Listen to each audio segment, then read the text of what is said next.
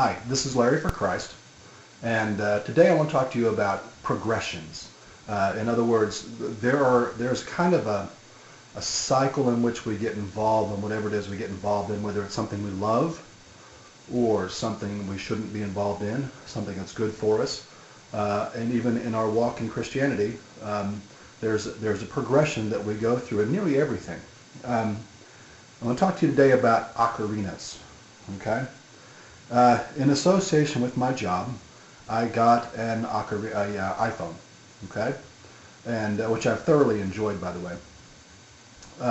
When I was looking on YouTube at iPhones and what they do, I saw this guy named Doc Jazz 4, D-O-C-J-A-Z-Z number 4, who was playing his iPhone like a flute, and it blew me away. And I thought, that is the coolest thing I think I've ever seen. So I went on to the App Store and I got the Ocarina, O-C-A-R-I-N-A, and I got that and I played it, and sure enough, it actually sounds like a flute. I want to play it for you.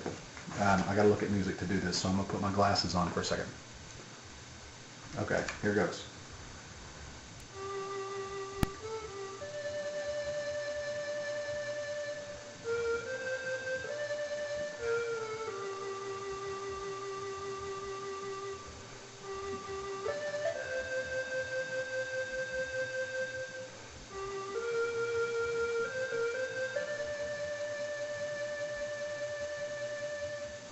Okay, so you get the idea. Ocarina is the app, okay, and it's very, very cool. So as I learned and played the Ocarina on the iPhone, it really sparked my interest. So I actually went to Doc Jazz's channel and looked at him. He actually was playing a real ocarina. Well, you can't really find a real ocarina around where I live, so I found this toy one. It was $5. It doesn't have a very good sound. It's not tuned very well, but it is an ocarina. Again, not a very good instrument.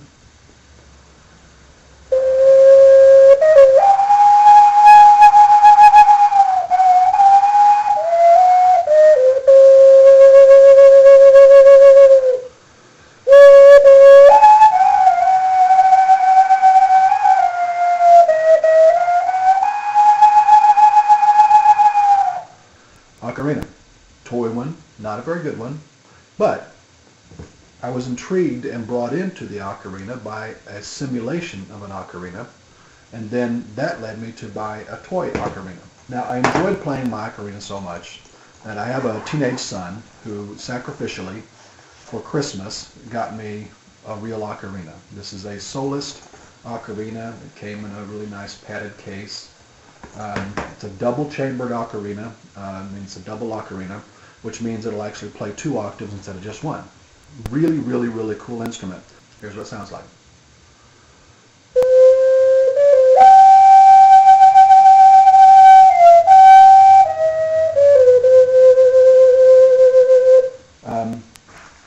I started with the simulation of an ocarina. I moved from there to a toy ocarina, which then drew me into a real ocarina. Okay, I'm making chili. Step 1 of progressions. Wooing or temptation. Kind of the same. Wooing is to bring you into a loving, beautiful relationship. Temptation is kind of like the spider into the lair to cause you harm. Something gets our attention and we turn to look. And when we look, we are somehow invited to participate in that activity, whatever that activity is. That's step 1. Step 2 is what I call experimentation. We take a step towards it. We begin to embrace it. We begin to practice that, whatever it is. Now, if it's a good thing, we begin to practice the good thing. If it's a bad thing, we begin to practice the bad thing. Experimentation. And step 3 is immersion.